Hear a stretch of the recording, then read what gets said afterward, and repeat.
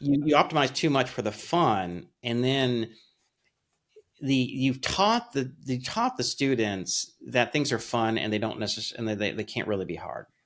You got to be all business. Keep them focused, listening, taking their homework seriously, whatever. You can't go from being this lax teacher that the kids don't respect. You can't say, all right, now I'm serious. I come back from Christmas break, like maybe the principal came down and said, look, I mean, I'm looking at these tests. This stuff doesn't look good. You gotta bang bang. And then the teacher's like, okay, you're like a teacher. You go up and you're like, decide you're gonna be a hard ass or something. Yeah.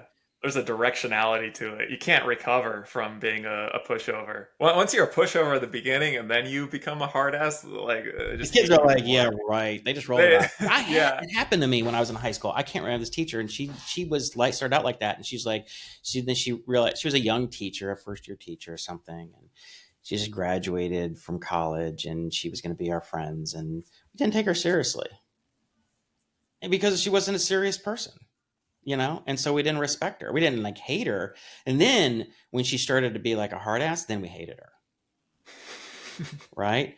And she was one of our yeah, biology. There were two biology teachers. The other biology teacher, who was older, she was all business. There's no messing around with Susan Radford was her name. She was all business, and you're like, pay attention. You did what you're supposed to do, and she would lighten up a little as the year go on, and then she could lighten up, and then you loved her. Because the most important thing for a teacher is not that they love you, is that they respect you and they do what they're supposed to do and they take their work seriously. That's the important thing, especially in like middle school and high school, because then the kids testing boundaries and they're 15, 16, you don't want to be in school, you want to go mess, you want to do anything but sit in your freaking biology class, right? Even if you're a good yeah, student, you're like, this, I don't want to be here, right?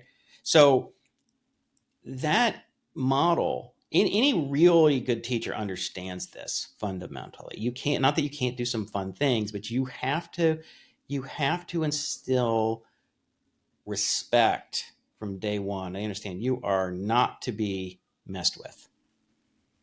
And then you can lighten up over time, but they are boundaries, there are expectations, and there are consequences, and there are rewards. So if you transpose that onto a learning app and you're like, oh, we're fun and this and dance and baloney and and the kids are like, whatever, and then you're like, all right, now we're gonna start learning hard. The kids are like, oh, this is stupid. I yeah, hate now. It used to be fun. No, I hate it.